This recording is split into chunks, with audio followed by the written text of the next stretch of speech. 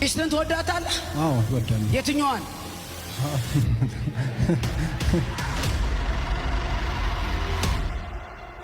ስልክ በሚያወራበት ጊዜ ሁሉ ትረበሻለሽ። እውነት ነው። ከማን ጋር ነው የመጣሁት ይባላል። አንዳንዴ ትላለች። አንተ ራስ ከማን ጋር ነው የምትመጣው? አንዳንዴ ለስራ ጉዳይ አገባም በኋላ ሁሉም ነገር ትቻለህ። አገባው ብለህ ሁሉ ብታወራ ተደማጭነት ያጣህበት ጉዳይ አለ። አንቺ እኔን ተይኝ፣ እኔ ባለ ትዳር ነኝ ስትላት አውቃለሁ። ትዝ አይልም ወይ? ነዝንዛክ ነው ያመጣችሁ፣ ጨቅጨቃክ ነው ያመጣችሁ። እንግዲህ እዛ ካልወሰድከኝ እኔ ከአንተ ጋር ዋ ብላ አስፈራርታክ ከዚህ ሴት ጋር ያለህን መስመር ታቋርጣለህ አታቋርጥም? አቋርጣለሁ። በዝራ አይደለም የምትደውለው፣ አንተን የራሷ ልታደርግ ነው። ልክ ነው። አዎ የኔ ቆንጆ ካለች አንቺ ዝም በይ። ቆንጆማ ሰጥቶኝ አብሬያት መኖር ጀምሬያለሁ አትልም። እኔም ይላል ወግቻለሁ። ይሄ መንፈስ አጨብጭበ ለገ አሰባሪ ሰው ከብዙ ሞት ደግሞ ያመለጥክ ሰው ነው። ከብዙ ሞት ልክ ነው። እግዚአብሔር እንድትኖር እድሜ የጨመረልህ ሰው ነው። አተከባር ሰው ነው። ብላክ ሊስቱ ውስጥ ክተት። ምንም ስራ ብላ አታታልላት። የውሸት ነው ስራ የምትላት። እነሱ በተለይ አንደኛዋ ረገብ ብላለች። እውነት ሸት አንደኛዋ ናት የሙጥኝ ያለችው። ነገሩ ሁለት ናቸው። አንደኛዋ እንደው አንቺ እኮ ነው ያግብቻለሁ እኮ ተሰብስቤ ቁጭ ብያለሁ ስትል በቃ ብላ አንደኛዋ ግን ሞቼ እገኛለሁ እያለች ነው የምትደውለው። በመደወል እምቢ ብትል ቴክስት ታደርግልሃለች። ሰላም እንዴት ቆያችሁ? እዚህ ቪዲዮ ላይ አንዳንድ ሐሳቦችን እሰጣለሁና እንድታዳምጡኝ ይሄንን መልእክት ደግሞ ሼር እንድታደርጉልኝ አደራላችኋለሁ። ምናልባት ሰብስክራይብ ካላደረጋችሁኝ ሰብስክራይብ እያደረጋችሁ ከኔ ጋር ቤተሰብ እንድትሆኑኝ በጌታ ፍቅር ጠይቃችኋለሁ። እግዚአብሔር በባህሪው የማንንም ሚስጥር ገልጦ የማዋረድ ዓላማ የለውም። እግዚአብሔር የሰዎችን ሚስጥር በመዘርገፍ የሚከብር አምላክ አይደለም።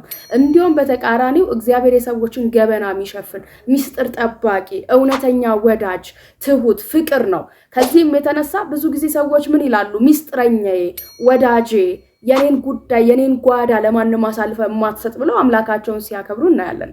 እኔ አገልጋይ ነኝ። አገልጋዮችን ጄጄ ማድረግ መንፈስ የለኝም። ነገር ግን አገልግሎት በጥበብ ካልሆነ እንድናቀና የተሰጠንን ህዝብ የምንሰብርበት ነገር ይበዛል ማለት ነው። እንግዲህ እግዚአብሔር ሊናገር ይችላል። ጸጋ ልዩ ልዩ ነው። እቺ ሴት የምታገለግለው ባለትዳሮች ላይ ጥንዶች ላይ ነው። በጣም ብዙ ጊዜ ተከታታይ ቪዲዮቿ ሲደርሱኝ እማየው።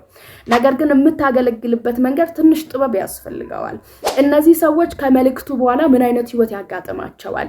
እሺ እዚህ ጋር ይህንን መልእክት ሰማች። ሚስት ከሌላ ሴት ጋር እያወራክ ነው የኔ ቆንጆ ስትል አትቆጣትም። አንተ መልሰህ ታወራለህ። ባለትዳር እንደሆነች እያወቀቻችኛውም ኦሬዲ ምን እያለች ነው? ሁለታችሁም ህብረት ጀምራችኋል። ከሚስትክ ውጪ ሌላ ህብረት ጀምራሃል። ሚስትን ትወዳታለህ? የትኛዋን ነው? እቺ ሴት ጋር ምን አይነት የዚህ ሰው ሚስት ጋር ትክክለኛው ሚስቱ ጋር ምን አይነት ነገር እየፈጠረ ነው የሚሄደው? ምንም እኮ ሰው መንፈሳዊ ቢሆን ስጋ ለባሽ ነው። እንደ ስጋ ለባሽ ያዝናል፣ ይከፋል።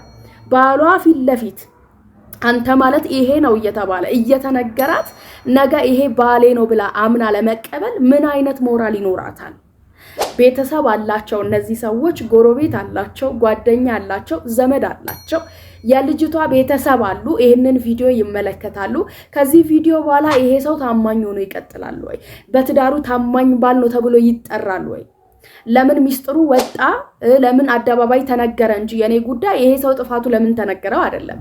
ጥፋትም ከነበረበት አጥፍቶም ከነበረ ሊነገረው የነበረው መንገድ እግዚአብሔር ይሄንን መልእክት ሰጥቷትም ከሆነ መልእክቱ ሊተላለፍበት የነበረው መንገድ በፍጹም ትክክል አይደለም። እግዚአብሔር የማንንም ሚስጥር ገልጦ ባለትዳሮችን የማጣላት ዓላማ የለውም። ትዳር እግዚአብሔር ዓለም ውስጥ እስከዛሬ የከበረ ነው።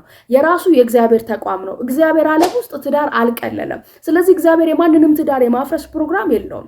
ከዚህ መልእክት በኋላ ምንም መንፈሳዊ ብትሆኑ፣ ምንም በእግዚአብሔር ቃል ያደጋችሁ ብትሆኑ ይሄንን ባሌ ነው ብላ አምና ተቀብላ አምና ለመቀጠል ይከብዳታል። ምክንያቱም የሰማችሁ መልእክት ይሄንን ጎረቤት ሲሰሙ ደግሞ አይገርምም? ባልሽ እንደዚህ አይነት ሰው ነው ለካ አይመስልም፣ ግን እኮ ስናየው ጨዋ ይመስላል፣ ግን አይደለም፣ በቃ አይወድሽም ማለት ነው የሚል ገና ብዙ የሰዎች ምላስ ይጠብቃታል።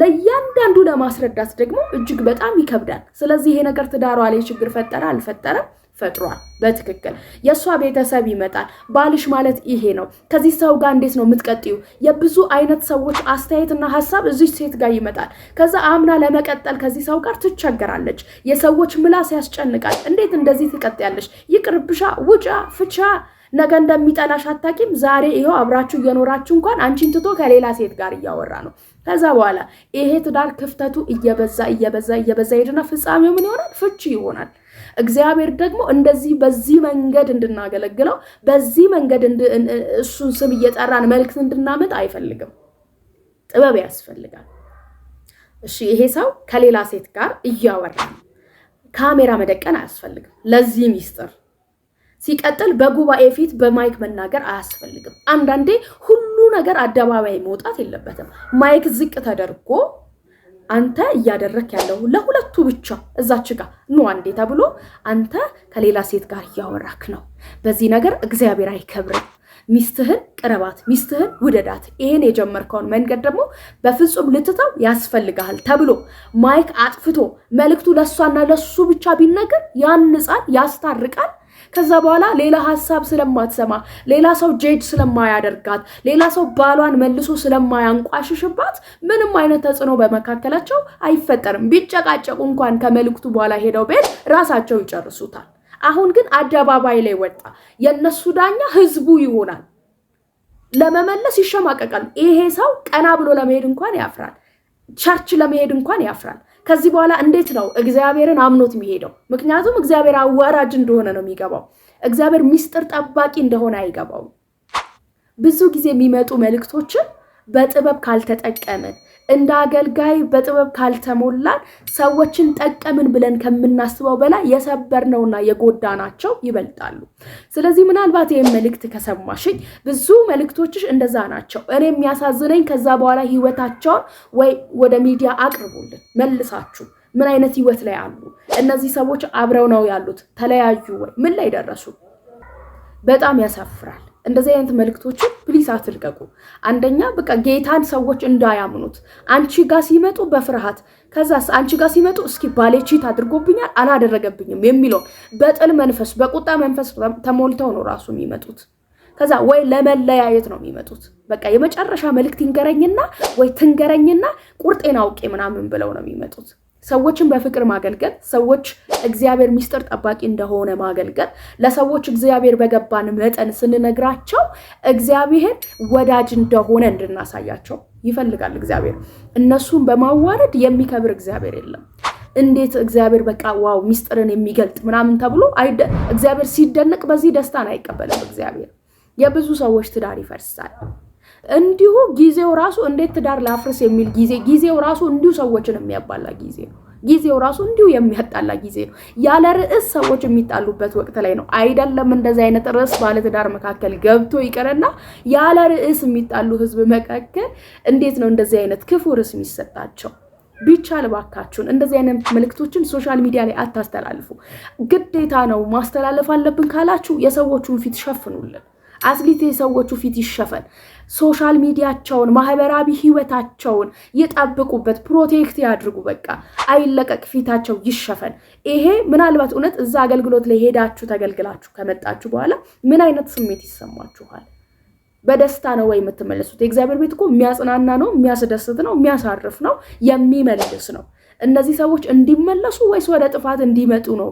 እየተደረገ ያለው ጌታ ኢየሱስ እኮ በአገልግሎት ዘመኑ ሲያገለግል የሰዎችን ሚስጥር በመግለጽ አይደለም አንተ ዝሙተኛ አንተ ኃጢያተኛ እያለ ያገለገለበት የለም ጌታ ይልቁንስ ያቺ ሳምራዊቷ ሴት ጋር ሲሄድ ጌታ ደቀ መዛሙርቱን ወደ ምግብ ሊያመጡ ልኮ ነው በዚያ ቁጭ ብሎ ከሷ ጋር ብቻ ሲነጋገር የነበረው ባልሽ የታለ ብሎ ሲጠይቃት አይኔ ባል የለኝም እሱን እውነት ተናግረሻል 5 ባሎች አሉሽ ያንቺ አይደሉም ብሎ ከሷ ጋር ብቻ ነው ንግግር ሲያደርግ የነበረው በመካከላቸው ማንንም አልነበረም ከዚህ የተነሳ ነው እቺ ሴት ተነክታ ኑ ጉዴን የነገረኝም ብላ ታፍርበት የነበረበት ሰፈር ትፈራበት የነበረበት ሰፈር ትደነግጥበት የነበረበት ሰፈር እውነተኛ መነካት ስላገኛት ነው እየሮጠች ያዘችውን እንስራዋን ጥላ ኑ ጉዴን የነገረኝን እዩ ብላ መጣራት የጀመረችው ስለነካት እውነተኛ መገለጥ ስለነገራት በአደባባይ ስላላዋረዳት ሲነግራት ራሱ መልእክቱን የነገረበት መንገድ የማዋረድ የማስደንገጥ አይደለም።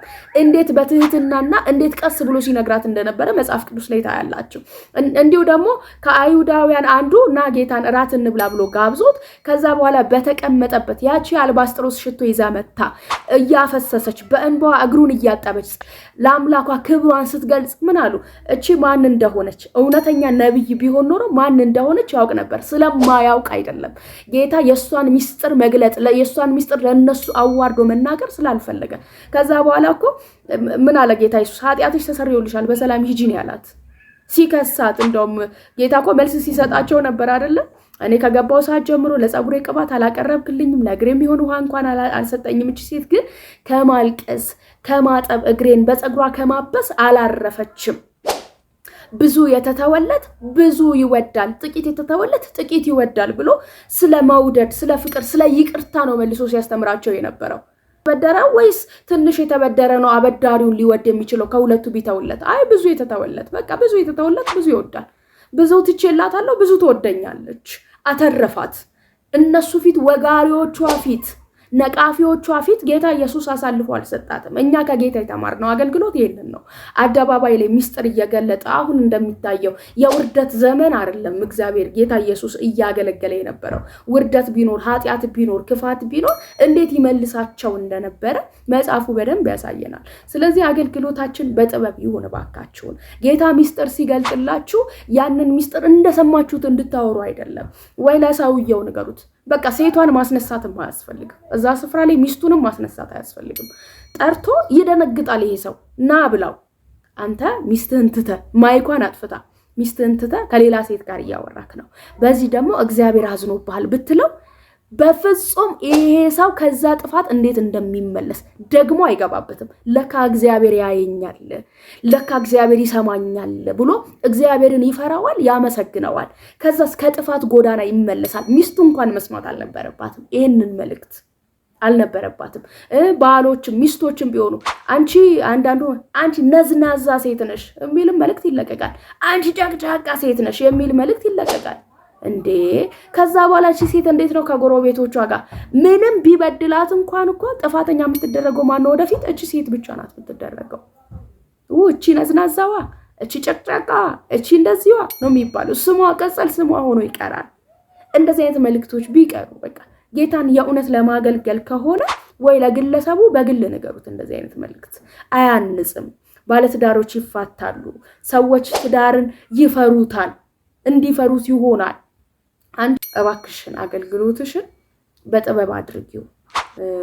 ለምን እንዴት አገለግያለሽ እንዴት አገለገልሽ ምናምን የሚል ከአገልግሎትሽ ጋር ችግር የለብኝም፣ ግን አገልግሎትሽ በጥበብ ይሁን። ሰዎችን ለማነጽ፣ ሰዎችን ለማስተማር፣ ሰዎችን ለማቅናት ይሁን። ምናልባት እንደ ሰው ሳስብ የተሰበሩ ሰዎች ይበልጣል። እኔ እንኳን ከማቀው ምናልባት ከቅርብ ከሰማሁት ሰው እንኳን ከቤት ማይወጣ ሰው እንኳን እስኪደርስ ነበረ። በቅርቡ የሰማሁት ሰው ከቤት እንኳን መውጣት እስኪያቅተው ድረስ። ምክንያቱም አንቺ ጋር ሰምቶ ከሄደው መልእክት የተነሳ ጓደኞቹን እስከ ማፈር እስከ መፍራት እና ጓዳቸው ይቁጠራቸው። በቃ ተገልግለው የሄዱ ሰዎች መጨረሻቸው ምን እንደሆነ ጓዳቸው ይቁጠራቸው። እግዚአብሔር ሚስጥረኛ መሆኑ ቀርቶ አባካኝ አምላክ እንደሆነ ሰዎች እንዲረዱ የሆኑ ስለሆነ ይህ አገልግሎት አያንጽም። መልእክቱም ከመጣ በግል ይሁን፣ ሶሻል ሚዲያ ላይም አይለቀቅ። መለቀቅ አለበት ከተባለም ፊታቸው ይሸፈን። በጣም ብዙ የኤዲቲንግ ነገሮች አሉ፣ ሲስተሞች አሉ። በዛ ፊታቸው ተሸፍኖ መልእክቱን ማስተላለፍም ከተፈለገ ለሰዎቹም ጤንነት፣ ለሰዎቹም ፍጻሜ፣ መጨረሻቸው ውበት ፊታቸው ይሸፈን እላለሁ። እንደው ቅሬታ አለብኝ እውነት ነው የምትሉ ሰዎች ካላችሁ ኮሜንት ሴክሽን ላይ አስቀምጡልኝ። ተባረኩ። ወዳችኋለሁ። መልእክቴን ሼር አድርጉልኝ። ጸጋ ይብዛላችሁ።